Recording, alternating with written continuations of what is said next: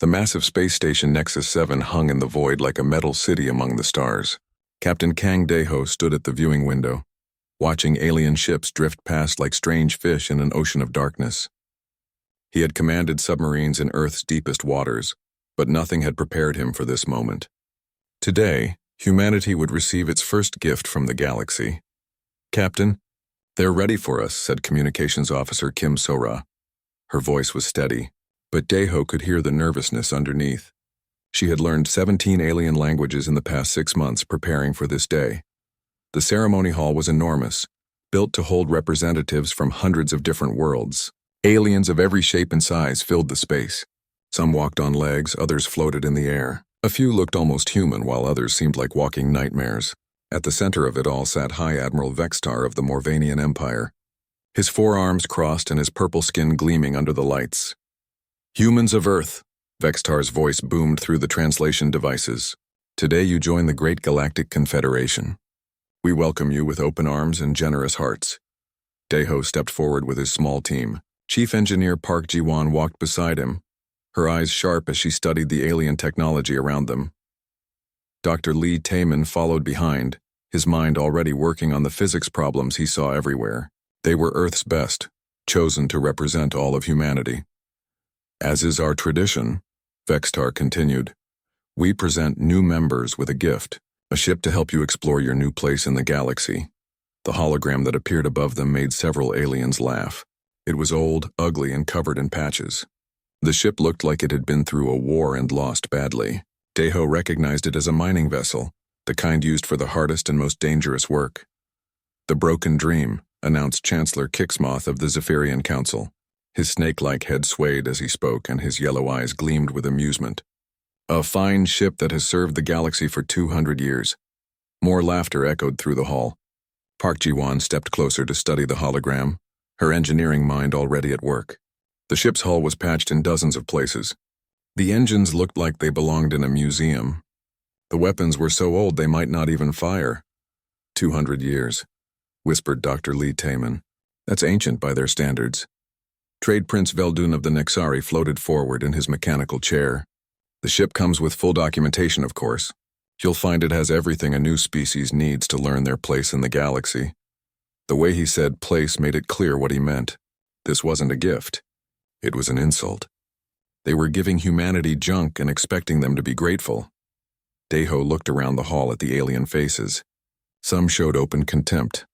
Others watched with curiosity, waiting to see how humans would react. A few seemed genuinely sorry for what was happening. "The Broken Dream," Daeho said slowly, his voice carrying across the silent hall. "A beautiful name for a ship." Vextar blinked in surprise. "You accept?" "Of course," Daeho smiled. "Every dream that seems broken can be fixed with the right hands and the right heart." The aliens exchanged glances. This wasn't the reaction they expected. Humans were supposed to be angry or ashamed. Instead, their captain stood straight and proud, as if he had been given the finest ship in the galaxy. Park Ji-won stepped forward to examine the technical specifications that appeared on the screens around them. The fusion reactors were old and inefficient. The hull metal was 3 generations behind current standards. The navigation system used technology that most species had thrown away decades ago. "Fascinating," she murmured, making notes on her tablet. "Look at these power coupling designs. They're so simple." "Simple meaning primitive," Chancellor Kixmoth hissed.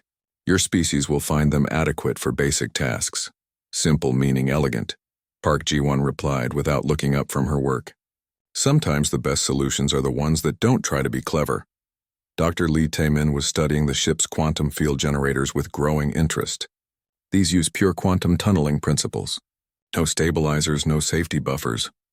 "Because they're dangerous," Trade Prince Veldun explained. "Modern ships use much safer technology." "Safer, yes," Lee Taemin nodded, "but also more limited." Kim So-ra had been quietly recording everything, but now she spoke up. "We're honored by your gift. When can we take possession of our ship?" "Immediately." Vextar stood, his ceremony robes flowing around his massive form. "The ship waits at Docking Bay 94, you'll find it, fully equipped with everything it has always had." Another wave of alien laughter swept the hall. They were sending humans away with a broken toy, expecting never to see them again. In their minds, humanity would struggle with the ancient ship for a few years before giving up and accepting their place as servants to greater powers. As they walked toward the docking bay, Park Ji-won was already making plans. "Captain, I want to tear that whole power system apart and see how it really works. The quantum tunneling setup alone could teach us things we never imagined," added Lee Tae-min. "And I've been analyzing their language patterns," Kim Sara said. "They keep using words that suggest they think we're stupid. They have no idea what humans can do when we're underestimated." Dae-ho nodded as they approached Docking Bay 94. Through the airlock window, he could see their new ship. It was every bit as ugly as the hologram had shown. Patches covered the hull like scars. One of the engine pods looked like it had been rebuilt with spare parts from 3 different ship types. But as he looked at the broken dream, Dae-ho saw something else. He saw potential. He saw a foundation that could be built upon. Most importantly, he saw freedom. The aliens had given them something they thought was worthless. That meant humans could do whatever they wanted with it. "Gentleman, lady," he said as the airlock opened, "let's go see what humanity can do with a broken dream."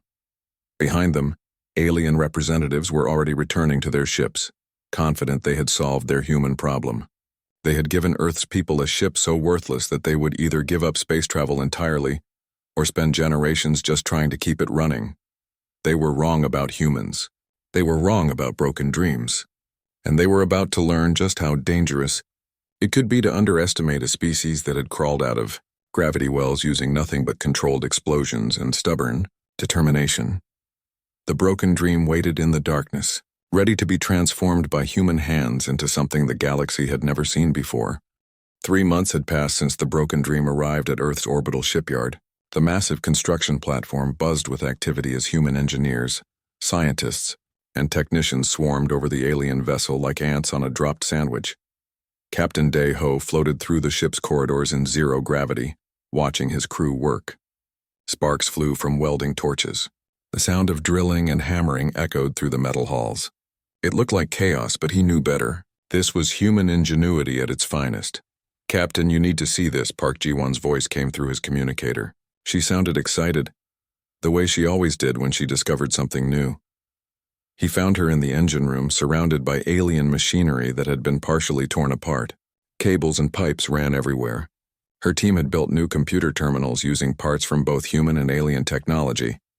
"Look at these power cores," she said, pointing to the ship's fusion reactors.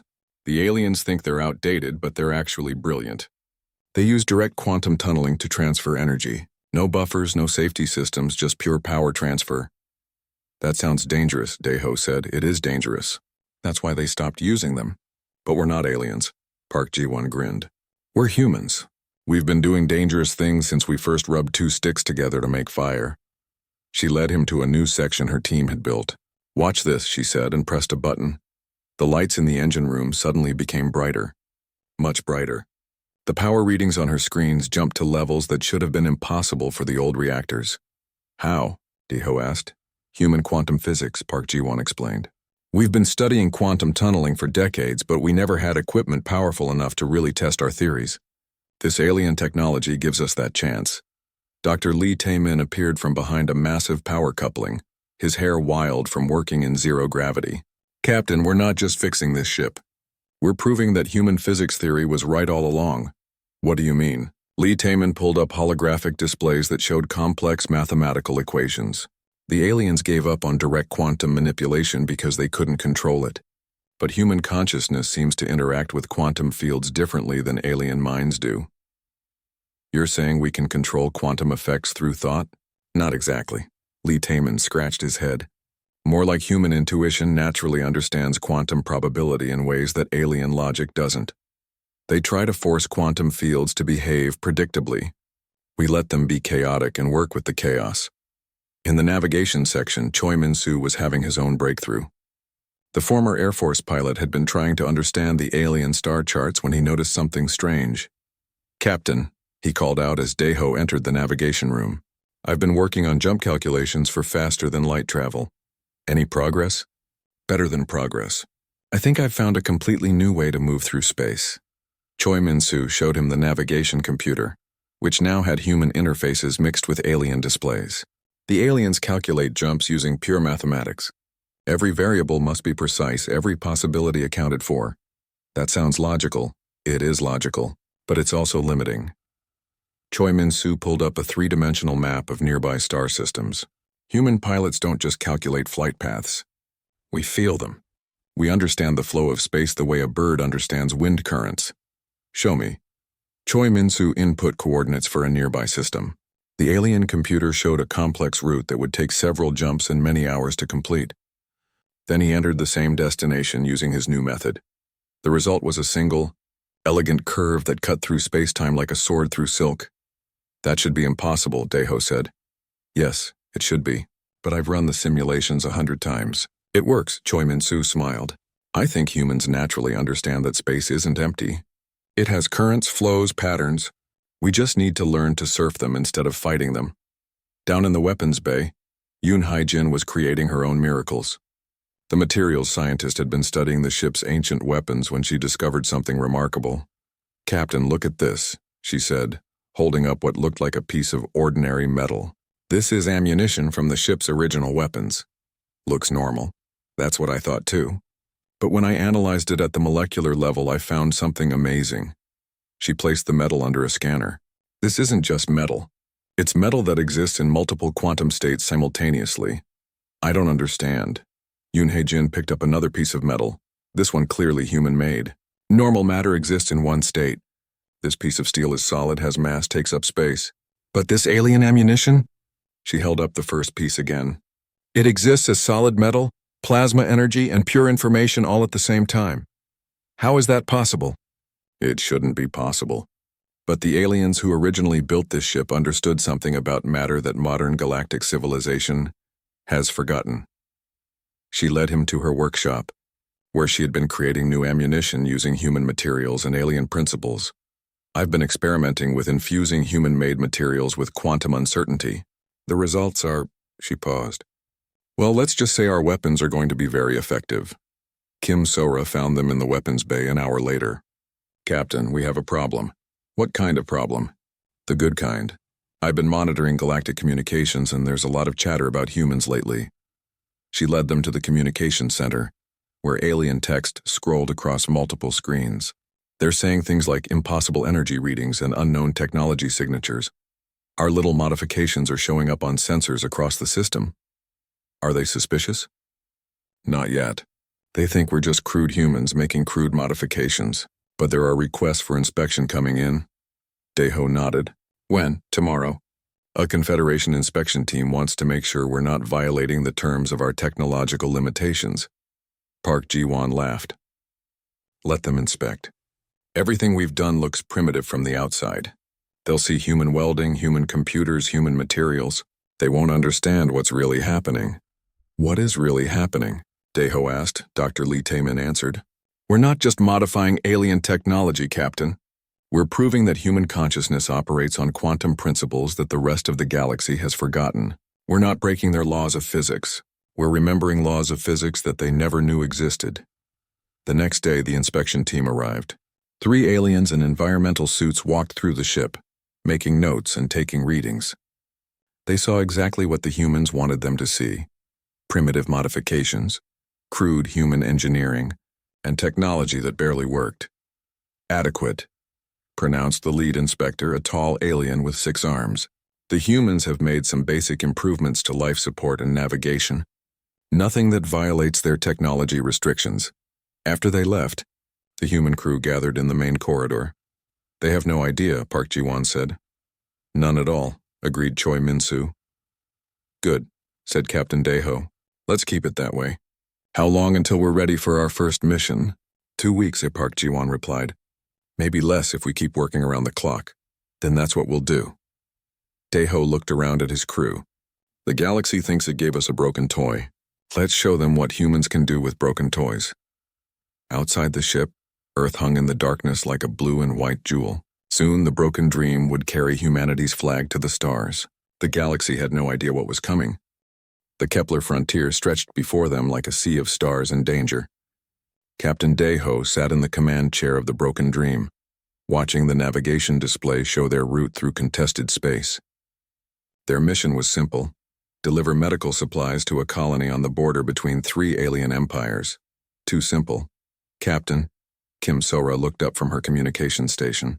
I'm picking up transmissions in Reshape battle language. Multiple ships closing fast. How many? 12 contacts. No, wait, 15. They're coming out of hyperspace all around us. Daeho smiled grimly. So this was how it would be. The Galactic Confederation had sent them on what looked like a peaceful mission, knowing pirates controlled this region. They expected the humans to die quietly, solving their human problem without breaking any treaties. All stations, prepare for battle, he announced calmly. The bridge crew moved with practiced efficiency. Park Ji-won's voice came through the intercom from the engine room. Power systems online. Quantum cores running at optimal chaos levels. Optimal chaos? Daeho asked. It's a technical term, Park Ji-won replied, and he could hear her grinning. The first Razak ships appeared on the main screen. They were ugly, brutal-looking vessels designed for one purpose, killing and taking. The lead ship was twice the size of the Broken Dream, covered in spikes and weapon ports. A harsh voice crackled through the communication system. Human ship, this is War Master Gexel of the Razak Talon Fleet. Surrender your cargo and prepare to be boarded. Kim Sora translated the alien words, though the meaning was clear enough. Tell him, Daeho said calmly, that his mother was a hamster and his father smelt of elderberries. Captain, I don't think that translates well into Razak. Then tell him we respectfully decline his generous offer. The Razak response was immediate. Energy beams lanced out from 6 ships at once. Brilliant red streams of destruction that should have torn the Broken Dream apart. Instead, something impossible happened. The beams hit the ship's shields and simply stopped. The energy didn't reflect or dissipate. It hung in the air around the ship like frozen lightning, then slowly began to change color, shifting from red to blue to brilliant white. Shields at 100%, reported Choi Min-soo from the navigation station. No, wait. Shields at 150%. The enemy weapons are charging our defensive systems. On the main screen, War Master Gexel's face appeared. The Razak leader looked like a cross between a shark and a nightmare, all teeth and scars and glowing red eyes. Those eyes were now wide with confusion. What sorcery is this? He snarled. Yoon Hae-jin, Daeho said quietly. Please return their fire. With pleasure, Captain. The Broken Dream's weapons were nothing impressive to look at. Small cannon ports along the hull, weapon systems that any modern ship could laugh off. But when they fired, the beams that emerged defied every law of physics the galaxy thought it knew. The first shot passed through the lead Razak ship's shields as if they weren't there. It didn't destroy the ship. It didn't even seem to damage it. The energy beam simply touched the hull and the entire vessel began to change. The metal started to bend and twist. The ship's angular lines became smooth curves. Weapon ports transformed into observation windows. The fierce Razak battle symbols on the hull rearranged themselves into patterns that looked almost like flowers. What did you do to my ship? Gexel screamed. We improved it, Daeho replied calmly. The other Razak vessels opened fire with everything they had. Missiles, energy beams, plasma cannons, weapons that could crack planets. All of it struck the Broken Dream, and all of it was absorbed by the ship's impossible shields. Captain, Park Ji-won's voice came from the engine room. We're actually gaining power from their attacks. The quantum cores are using the incoming energy to increase our capabilities exponentially. How much power do we have? More than we started with. Much more. Yoon Hae-jin fired again. This time, her target was a cluster of 3 Razak ships that were flying in formation. The beam split into 3 parts as it traveled, each part seeking its own target. What happened next defied explanation. The 3 ships began to merge together, their hulls flowing like liquid metal until they formed a single, larger vessel. But it wasn't a Razak design anymore. It looked like something a human might build. If humans had been building spaceships for 1,000 years, this is impossible. Gexel's voice was now filled with fear instead of anger. No, Daeho replied. This is human. The remaining Razak ships tried to retreat, but Choi Min-soo had been busy with his own impossible navigation work. Space around the battle zone began to bend and twist. The fleeing pirates found themselves flying in circles, their escape routes leading them back to where they started. Space-time navigation, Choi Min-soo explained cheerfully. I'm creating a closed loop in local space-time. They can fly as far as they want, but they'll always end up back here. One by one, Yoon Haijin's weapons transformed the remaining Razak ships. Some became beautiful, graceful vessels that looked like they belonged in a museum of art rather than a battle. Others simply disappeared, their matter scattered across dimensions that didn't quite exist in normal space. The last ship to be transformed was War Master Gexel's flagship. When Yoon Haijin's beam touched it, the vessel began to glow with soft, warm light. The weapon ports became garden windows. The spike-covered hull grew smooth and clean. Even the Razak crew inside began to change, their aggressive impulses fading as the ship's new nature influenced their minds. "My fleet," Gexel whispered, staring at his transformed ships on his screen. "What have you done to my fleet?" "We've given them a better purpose," Daeho said. "Your ships now exist to create beauty instead of destruction. Your crews will find themselves compelled to help others instead of hurting them. But we are Razak. We are warriors. We live for battle. You are Razak, now you are something new. Something better." Kim Sora looked up from her station. "Captain, I'm receiving surrender signals from all remaining vessels. They're requesting permission to escort us safely through their territory." "Permission granted," Daeho replied.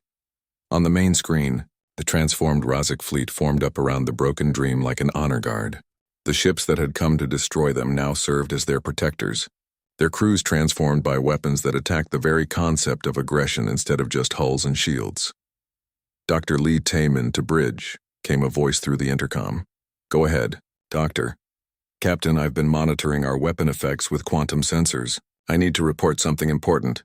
"What is it?" "Our weapons aren't just changing the physical structure of enemy ships. They're altering the quantum probability fields that define what those ships are allowed to be. We're rewriting reality at the most fundamental level." "Is that dangerous?" "For our enemies?" "Extremely. For the galaxy as a whole?" There was a pause. "Captain, I think we just proved that consciousness can directly influence the physical universe on a macro scale.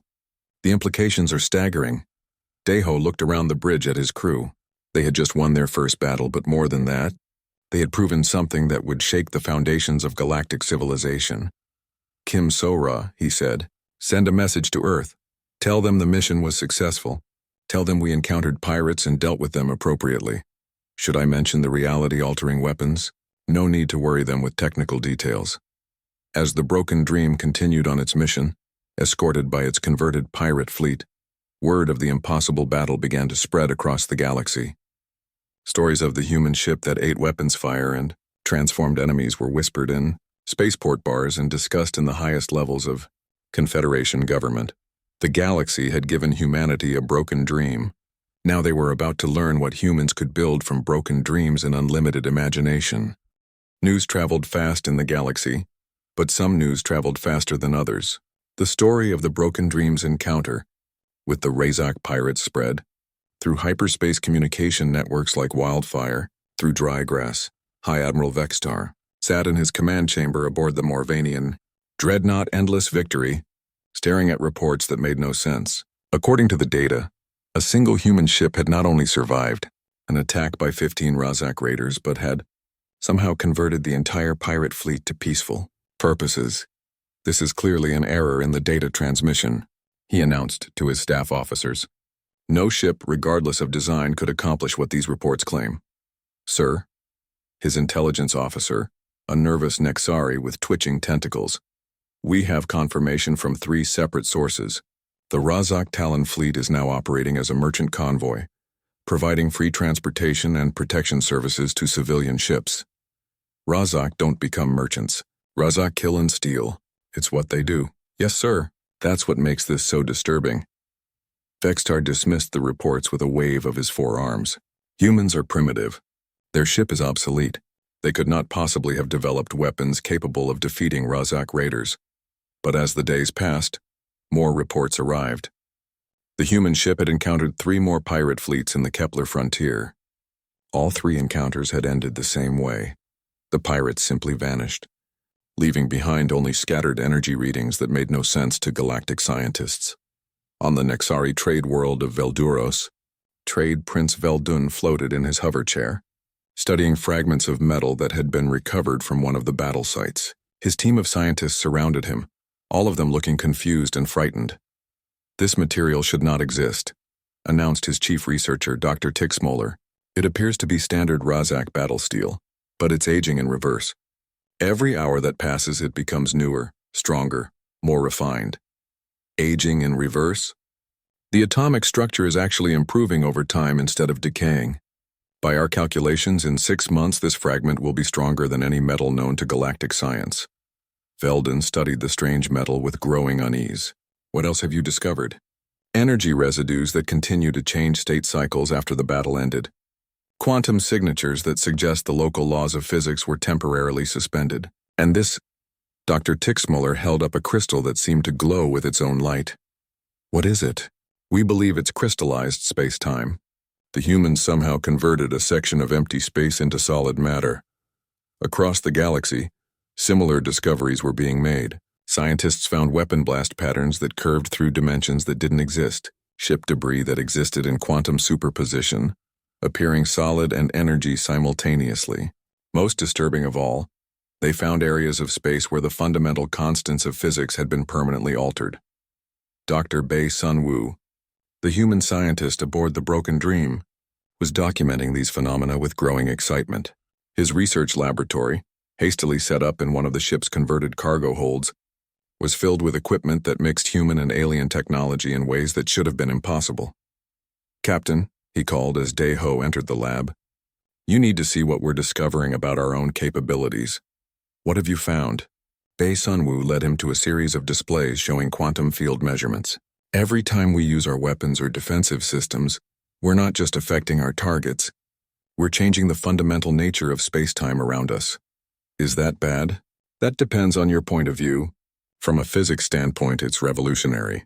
We're proving that consciousness can directly influence quantum fields on a macro scale. From a practical standpoint, it means humans are potentially the most powerful species in the galaxy. And from a political standpoint," Bei Sun-woo's expression grew serious. "From a political standpoint, it means every advanced civilization in the galaxy is going to see us as either their greatest hope or their greatest threat." In the communications center, Kim Sora was monitoring alien network traffic with growing concern. "Captain, we have a problem. The chatter about us is increasing exponentially. Some species are starting to call us the Shapers." "What does that mean?" "According to the translations, it refers to beings who don't just use technology, but reshape the fundamental nature of reality around them." "It's not exactly a compliment." She pulled up intercepted communications from dozens of different species. The translations scrolled past in real time. "The humans cannot be allowed to continue their experiments. Their ship violates the natural order. They must be stopped before they unravel the fabric of space itself." "There's something else," Kim Sora continued. "I've detected a Morvanian science vessel that's been following us for the past week. Long-range sensors show it's the research ship Infinite Curiosity, commanded by Admiral Zixandra. Vextar's daughter? The same. According to intelligence files, she's one of the galaxy's leading experts on theoretical physics. If anyone can figure out what we're really doing, it's her." Captain Dae-ho considered this information carefully. Admiral Zixandra was known to be different from her father. While Vextar believed in Morvanian superiority and galactic order, his daughter was rumored to be more interested in advancing knowledge than maintaining power structures. "Has she made any attempt to contact us?" "Not directly, but her ship's sensor sweeps are getting more detailed. She's studying us like we're a fascinating new form of life." In the engine room, Park Ji-won was having her own revelations. The Broken Dream's power systems were evolving faster than she could track. Every day brought new capabilities, new ways for the quantum cores to interact with reality. "Captain," she said when he visited her department, "I need to report something that's going to sound impossible. These days, impossible seems to be our specialty. The ship is learning, not just the computers or the AI systems. The ship itself, the physical structure, is adapting to our needs and our way of thinking." She led him to the main power coupling, which now looked nothing like the alien technology they had started with. It resembled a living organism more than a machine, with organic curves and surfaces that seemed to pulse with their own rhythm.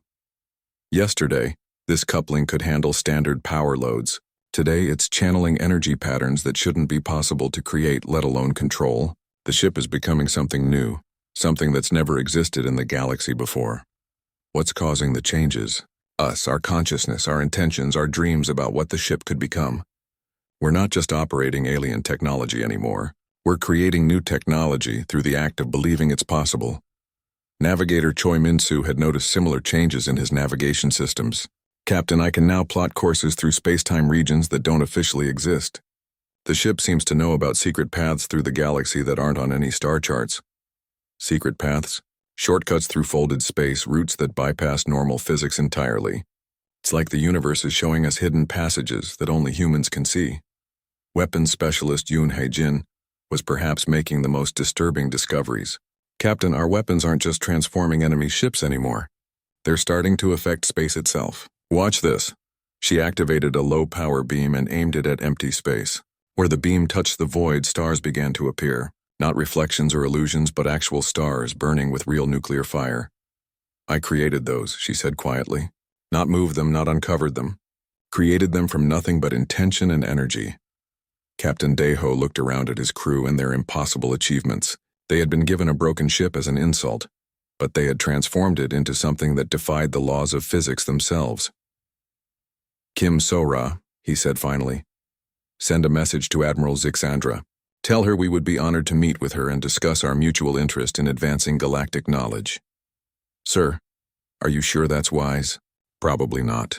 But she's going to figure out what we're doing eventually. Better to control that conversation than let it happen by accident.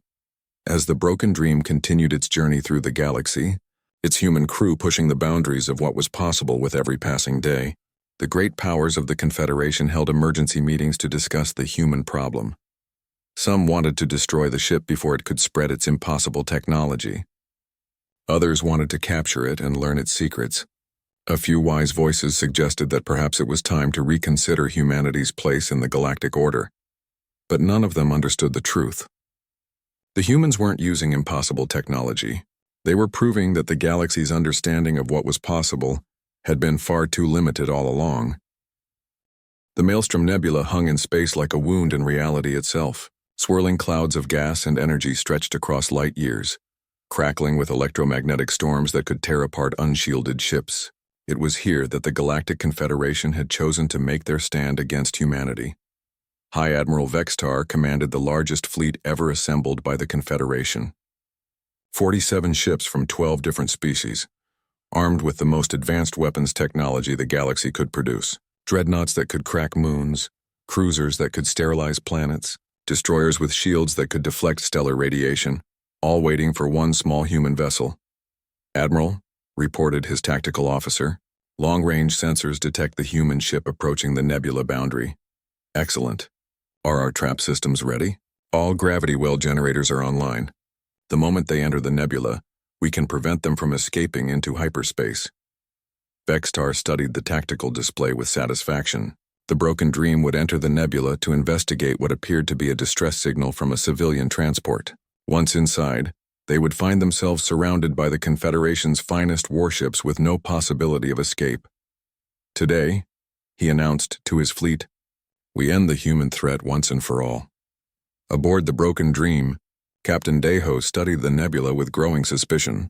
Kim So-ra, are you certain that distress signal is genuine? The language patterns match standard civilian emergency protocols, she replied from her communication station. But there's something about the quantum signature that doesn't feel right.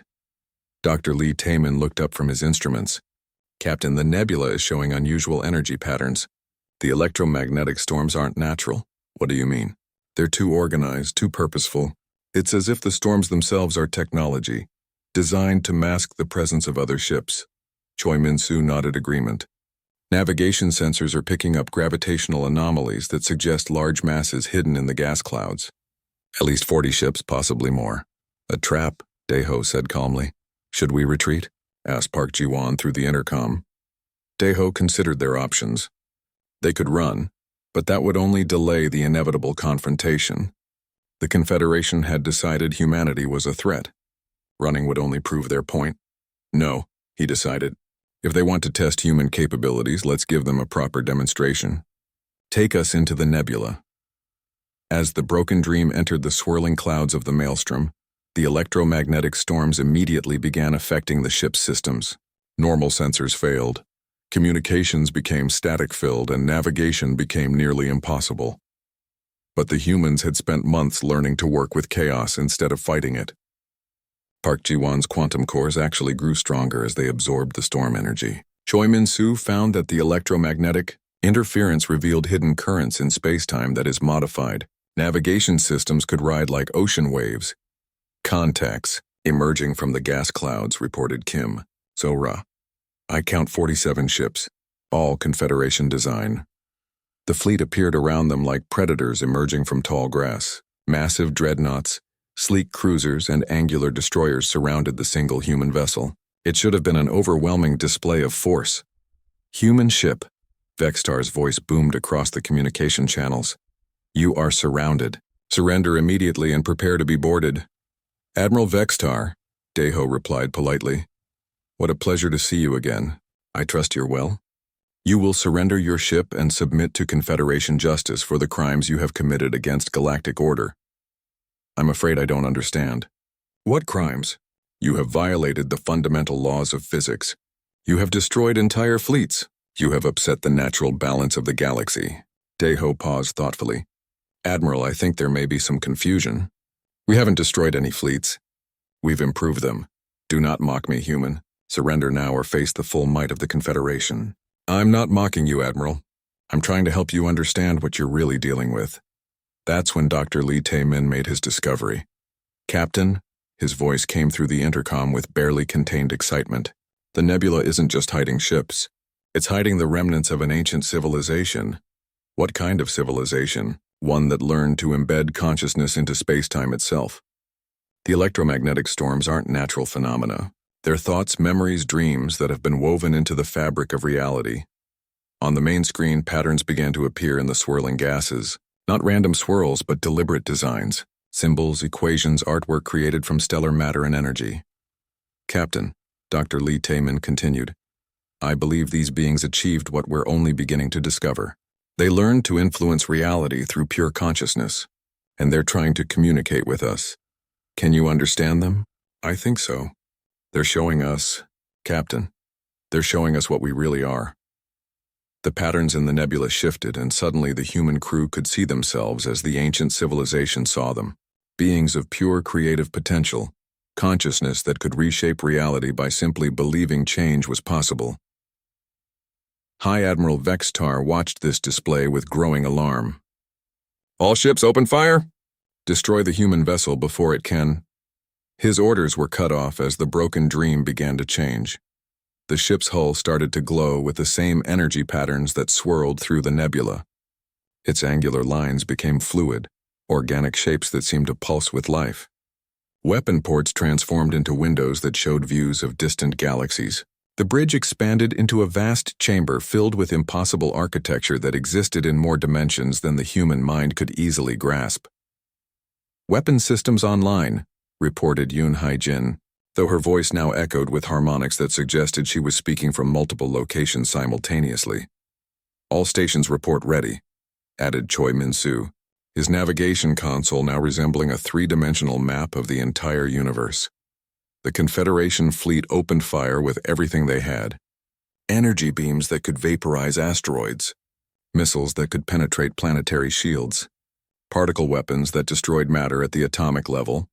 All of it struck the broken dream and simply stopped. The weapons fire hung in space around the ship like frozen fireworks, slowly changing color as the ship's defensive systems analyzed and absorbed each attack. Then, impossibly, the energy began to flow backward through the beams themselves, traveling back to the ships that had fired them. But instead of destroying the Confederation vessels, the returned energy began to heal them. Ships that had battle damage from previous conflicts found their hulls restored to perfect condition. Crews suffering from radiation exposure discovered their health completely restored. Weapon systems that had been overcharged and damaged began working better than they ever had before. What are you doing to my fleet? Vextar demanded. We're helping them become what they were always meant to be, Daeho replied. That's when Admiral Zix Andra's voice cut through the communications chaos. Father, stop this attack immediately. Her research vessel, the Infinite Curiosity, emerged from the gas clouds where it had been observing the confrontation. "Zixandra, you will return to your ship and, Father, listen to me. These humans aren't violating the laws of physics. They're proving that our understanding of physics has been incomplete." "Nonsense. I've been studying their ship for weeks.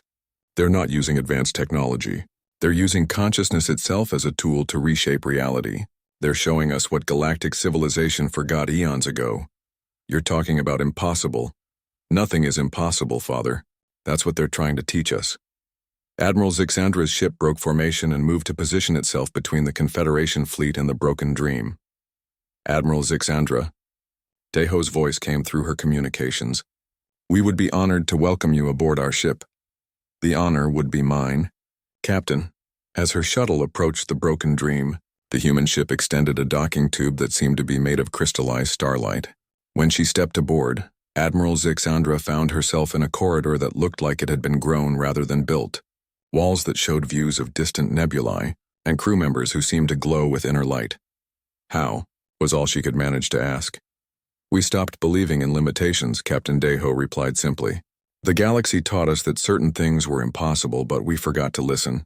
Humans have always been good at ignoring rules that don't make sense. But the laws of physics are more like suggestions than laws. Reality is far more flexible than your civilization believed. We're not breaking the rules. We're discovering that there were never as many rules as everyone thought." Through the ship's windows, they watched as the Maelstrom Nebula continued to communicate with the Broken Dream, showing patterns and possibilities that no galactic civilization had imagined in millions of years.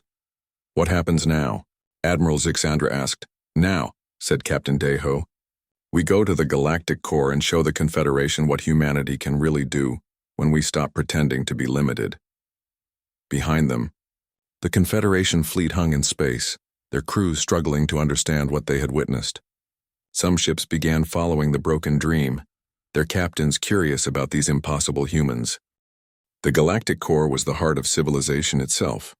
Here, around the massive black hole called the Great Attractor, the most powerful species had built their greatest monuments to order and control. Stations the size of moons orbited in perfect formation. Fleets that could conquer entire star systems waited in neat rows. Everything was planned, predicted, and completely under control, until the humans arrived. The Broken Dream emerged from hyperspace not with the violent flash typical of most ships, but like a flower blooming in the darkness. Reality seemed to unfold around it, revealing a vessel that no longer looked like the mining ship the aliens had given humanity months ago. It had become something entirely new. The hull flowed like liquid starlight, constantly shifting between states of matter and energy. Windows opened onto views of distant galaxies, impossible forests and oceans that existed in folded space. The ship was no longer just a vehicle. It had become a demonstration of what reality could be when imagination was allowed to reshape the laws of physics. Captain Deho stood on what had once been the bridge but was now something resembling a vast cathedral made of crystallized time. Around him, his crew worked at stations that looked more like works of art than technology. Every human aboard seemed to glow with inner light. Their consciousness expanded beyond normal limits. "Captain," Kim Sora reported, her voice carrying harmonics that suggested she was speaking from multiple dimensions simultaneously, "we're receiving communications from every major power in the galaxy. They want to know our intentions." "And what are our intentions?" asked Admiral Zixandra, who had remained aboard the human ship as both observer and ally. "To offer them a choice," Deho replied simply. The Confederation's response was swift and overwhelming. Every available ship converged on the galactic core. Thousands of vessels, representing hundreds of species, all united in their determination to destroy or control the human threat. High Admiral Vextar commanded the largest fleet in galactic history from his flagship, now reinforced with weapons designed specifically to penetrate reality-altering defenses. Beside him, Chancellor Kixmoth of the Zephyrians coordinated psionic attacks meant to disrupt human consciousness. Trade Prince Veldun had contributed experimental weapons that attacked matter at the quantum level. "Today," Vextar announced to his fleet, "we restore order to the galaxy." But as the massive armada prepared to attack, something unexpected happened. Other ships began emerging from hyperspace, Not Confederation vessels, but the transformed pirates the humans had encountered during their early missions. Rozak ships that now looked like flying gardens, Keth raiders whose vessels had become mobile art galleries, hundreds of former criminals and outcasts, all drawn by stories of a ship that could make any dream real. Captain. Park Ji-won's voice echoed through the ship. I'm detecting massive energy buildups across the system. They're preparing to fire everything they have at us. Are our systems ready? More than ready. The ship has been learning from every encounter we've had. It knows what's coming. Dr. Lee Taman looked up from instruments that seemed to exist in several dimensions at once. Captain, I'm detecting something remarkable. The space around the galactic core is already unstable. The massive gravity well of the Great Attractor has created natural quantum vulnerabilities. What does that mean? It means this is the perfect place to demonstrate what human consciousness can really accomplish when it's not limited by fear. The Confederation fleet opened fire. Thousands of weapons lit up space with every color of destruction the galaxy knew how to create. Energy beams, particle streams, quantum disruptors, reality anchors designed to prevent any alteration of local physics. All of it struck the broken dream, and its growing fleet of converted allies, and all of it was transformed. The weapons fire didn't just stop or reflect. It became something new. Beams of destruction became streams of creative energy. Missiles designed to obliterate became seeds that burst into flower when they struck their targets. Quantum disruptors became quantum enablers, expanding the possibilities of what could exist rather than limiting them. The space around the battle began to change. Dead asteroids sprouted forests, empty void filled with breathable atmosphere and floating islands of earth and stone. The harsh radiation of the galactic core became warm, life-giving energy that made everything it touched more beautiful and alive. Impossible, breathed Chancellor Kixmoth as he watched his psionic attacks transform into waves of peace and enlightenment that swept through both fleets, but the real demonstration was yet to come. Dr. Bei Sun-woo, working with equipment that existed partially outside normal space-time, made an announcement that changed everything. Captain, we're not just influencing local reality anymore. We're connected to the quantum field that underlies all of existence. We can affect change on a galactic scale. Show them, Daeho said quietly. What happened next would be remembered as the moment galactic civilization either evolved or died. The human fleet didn't attack the Confederation forces. Instead, they began to demonstrate what reality could become when consciousness was allowed to shape it freely. Dead worlds throughout the galaxy suddenly bloomed with life. Species that had been extinct for millions of years found their histories rewritten to include survival and prosperity. Civilizations that had destroyed themselves in war discovered peaceful alternatives to their conflicts written into their past. The rigid hierarchies that had dominated galactic politics for eons began to dissolve as beings across the galaxy suddenly remembered that cooperation was more powerful than domination. Trade Prince Veldun found his merchant empire transforming into a network of gift-givers. Chancellor Kixmoth's military forces became explorers and teachers. High Admiral Vextar, watching his carefully ordered universe transform into something chaotic and wonderful, made a final desperate attempt to restore control. All ships, Emergency Protocol 7. Deploy the reality anchors. Lock down local spacetime. Massive devices deployed from the largest Confederation ships, projecting fields designed to prevent any alteration of physical laws. For a moment, it seemed they might succeed in stopping the human influence. Then Admiral Zixandra spoke. Father, you're trying to hold back evolution itself. These humans aren't destroying our civilization. They're offering to help it grow into something better. Order must be maintained. Why? What good is order if it prevents growth, discovery, joy?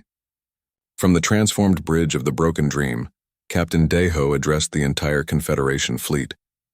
We're not here to conquer you or destroy you. We're here to offer you a choice. You can continue living in a universe where everything is limited, predictable, and controlled. Or you can join us in discovering what's possible when consciousness is allowed to dream without boundaries. One by one, ships began defecting from the Confederation fleet, not through force or coercion, but through choice. Their crews, seeing the beauty and wonder that human imagination had created, chose evolution over stagnation. Some species, terrified of change, fled to distant parts of the galaxy to maintain their rigid civilizations in isolation. Others embraced the transformation, allowing human consciousness to help them discover possibilities they had never imagined. The battle ended not with victory or defeat, but with transformation. The galactic core became a garden of impossible beauty.